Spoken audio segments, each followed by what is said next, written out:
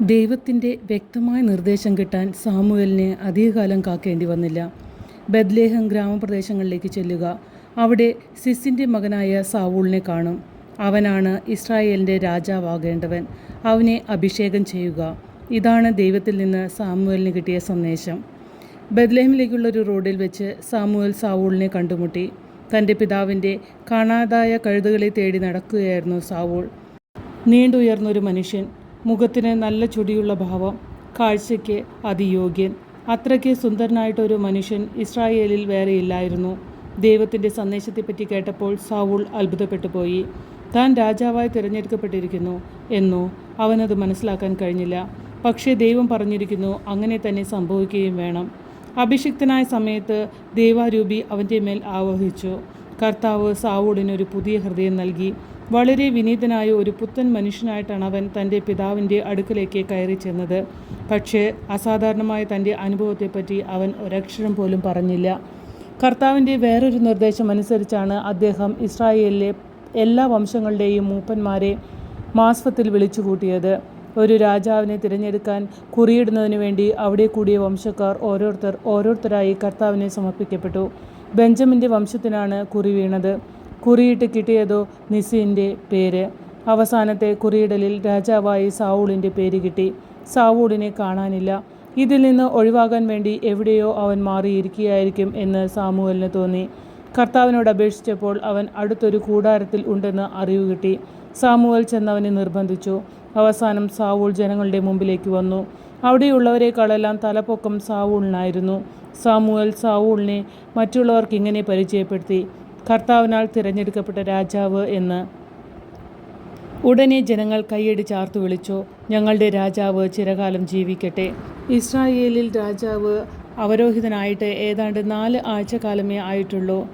അമോനൈറ്റുകാർ അവരെ ആക്രമിക്കാനായി ഭാവം. സന്ധിപ്രകാരമുള്ള 7 ദിവസത്തിന് ശേഷം അമോനൈറ്റുകാർ വീണ്ടും വന്നു. സാവൂളിൻ്റെ പട്ടാളം എല്ലാം തയ്യാറായി നിന്നിരുന്നു. ഘോരമായ യുദ്ധം തന്നെ നടന്നു. ഇസ്രായേൽ പട്ടാളം എതിരാളികളെ ശരിക്ക് ഏറ്റുമുട്ടി.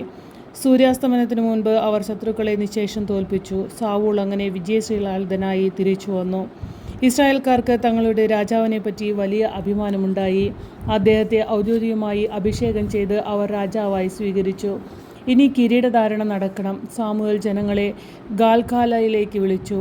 ഇവിടെ കർത്താവിൻ്റെ സാന്നിധ്യത്തിൽ വെച്ച് സാവൂളിനെ കിരീടം ധരിപ്പിച്ചു. സാവൂളിന് അന്ന് വലിയ സന്തോഷമായി. അതുപോലെ തന്നെ ഇസ്രായേലിലെ ജനങ്ങൾക്കും.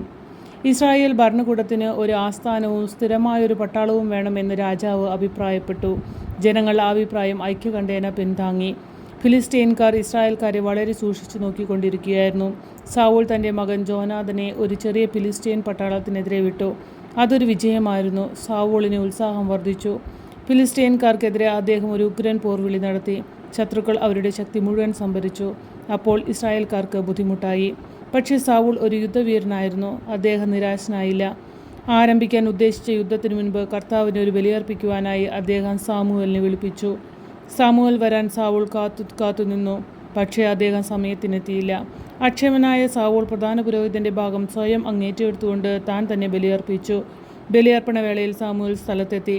സാവൂളിൻ്റെ പ്രവൃത്തി കണ്ടിട്ട് സാമുവേലിന് കോപമുണ്ടായി. അദ്ദേഹം സാവൂളിനോട് പറഞ്ഞു, ബലിയേക്കാൾ പ്രധാനമാണ് അനുസരണം.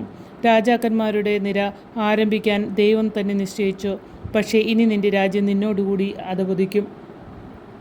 അത് അങ്ങനെ തന്നെ സംഭവിച്ചു. യുദ്ധം തുടങ്ങി. സജ്ജീകരണങ്ങളെല്ലാം ഫിലിസ്റ്റീൻകാർക്കാണ് സഹായമായിരുന്നത്. എണ്ണത്തിൽ അവർ ഇസ്രായേൽക്കാരേക്കാൾ കൂടുതലായിരുന്നു. സന്നാഹ സജ്ജീകരണം അവരുടേതായിരുന്നു മെച്ചം. യഹോവയ്ക്ക് രാജാവിനോട് തൃപ്തിയില്ലായിരുന്നു. എങ്കിലും തൻ്റെ ജനങ്ങളോട് അവിടുന്ന് കാരുണ്യം കാണിച്ചു.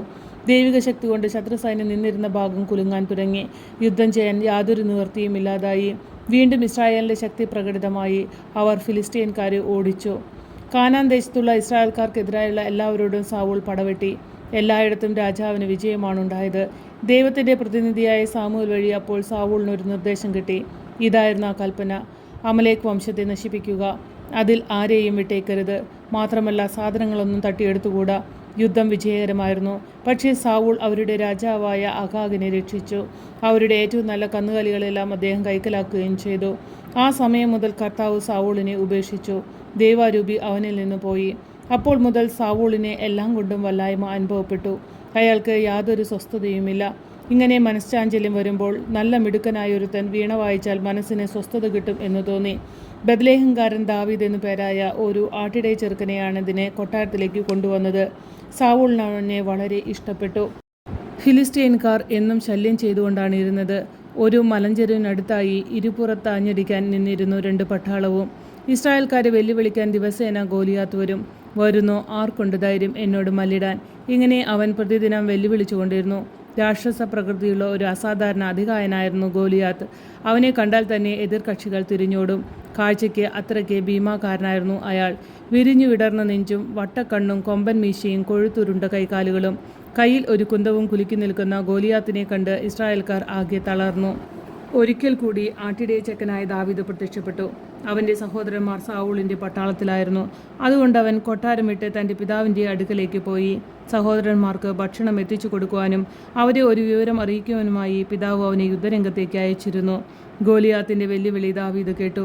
ഭയലേശം കൂടാതെ ദാവീദ് സാവൂളിനോട് പറഞ്ഞു, ഈ ഫിലിസ്റ്റീൻകാർക്കെതിരായിട്ട് ഞാൻ യുദ്ധം ചെയ്യാം. ഇത് സാവൂളിന് കാര്യമായി തോന്നിയില്ല. അതുകൊണ്ട് ദാവീദിൻ്റെ അഭിപ്രായം തള്ളിക്കളഞ്ഞു. ദൈവാരൂപിയാൽ പ്രേരിതനായ ദാവീദ് അതൊന്നും വകവെച്ചില്ല. കയ്യിൽ ഒരു ആട്ടിടയച്ചക്കൻ്റെ വടി, തോളിൽ തൂക്കിയ സഞ്ചിയിൽ മിനുസമുള്ള 5 കല്ലുകൾ.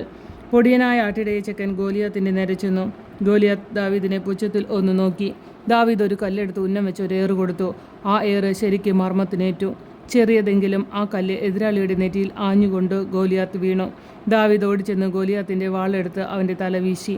ഇസ്രായേൽക്കാർ ആനന്ദം കൊണ്ട് ആർത്തിരമ്പി. ഫിലിസ്റ്റീൻകാർ തോറ്റോടി. ദാവീദ് കൊട്ടാരത്തിലേക്ക് തിരിച്ചു വരണമെന്ന് സാവൂളിന് നിർബന്ധമായി. ഫിലിസ്റ്റീൻകാരുടെ യുദ്ധം വർഷങ്ങളോളം നീണ്ടുനിന്നു. ദാവീദിന് പ്രായപൂർത്തിയായി. ഒരു യോദ്ധാവെന്ന നിലയിൽ അയാൾ പ്രസിദ്ധനായി തീർന്നു.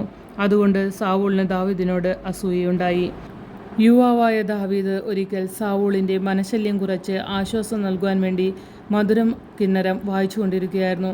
സാവൂൾ അവനെ കുന്തം കൊണ്ട് ഏറ് കൊല്ലാൻ വേണ്ടിയാണിത് ചെയ്തത്. ഇങ്ങനെ 2 പ്രാവശ്യം ഉണ്ടായിട്ടുണ്ട്. അതോടെ ദാവീദിനൊരു പുതുജീവൻ ലഭ്യമായി. അവൻ സാവൂളിൻ്റെ കൊട്ടാരം വിട്ട് പുറത്തുപോയി. പിന്നെ അലഞ്ഞു നടക്കുകയായിരുന്നു. ദാവീദിനെ എങ്ങനെയെങ്കിലും കൊല്ലണം എന്ന് സാവൂൾ കരുതി. ഫിലിസ്റ്റീൻകാരുമായുള്ള സന്ധികാലത്ത് ദാവീദിനെ പിടികൂടാനായിരുന്നു സാവൂളിൻ്റെ യത്നം മുഴുവൻ. ഇങ്ങനെ ഉന്നം വെച്ച് നടക്കുമ്പോൾ സാവൂൾ തന്നെ അപകടസന്ധിയിൽപ്പെട്ടു. ദാവീദിൻ്റെ മുമ്പിൽ അകപ്പെട്ടതാണ്. പക്ഷേ ദൈവം സാവൂളിനെ സംരക്ഷിച്ചു. ദാവീദിന് വേണമെങ്കിൽ സാവൂളിനെ കൊല്ലാൻ 2 സന്ദർഭങ്ങൾ കിട്ടിയതാണ്. പക്ഷേ ദൈവത്തിൻ്റെ അഭിഷിക്തനെ കൊല്ലാൻ അവന് മനസ്സ് വന്നില്ല. സാവൂളിൻ്റെ സമയമായി. ഫിലിസ്റ്റീൻകാർ പിന്നെയും യുദ്ധത്തിനൊരുങ്ങി. സാവൂളും തൻ്റെ പുത്രന്മാരും ഗിൽബോ മലമുകളിൽ ചെന്ന് രക്ഷപ്രാപിച്ചു. ശത്രുക്കൾ അവരെ പിന്തുടർന്നു. സാവൂളിൻ്റെ 3 മക്കളെയും അവർ കൊന്നുകളഞ്ഞു. രക്ഷപ്പെടാൻ വേണ്ടി സാവൂൾ ഒരു ഗുഹയിലേക്ക് കയറി. അവിടെയും അവരെ അയാളെ പിന്തുടർന്നു. ശത്രുവിൻ്റെ കയ്യിൽപ്പെടാൻ മനസ്സിലഞ്ഞതുകൊണ്ട് സാവൂൾ സ്വന്തം വാളിന്മേൽ തന്നെ വീണ് ആത്മഹത്യ ചെയ്തു.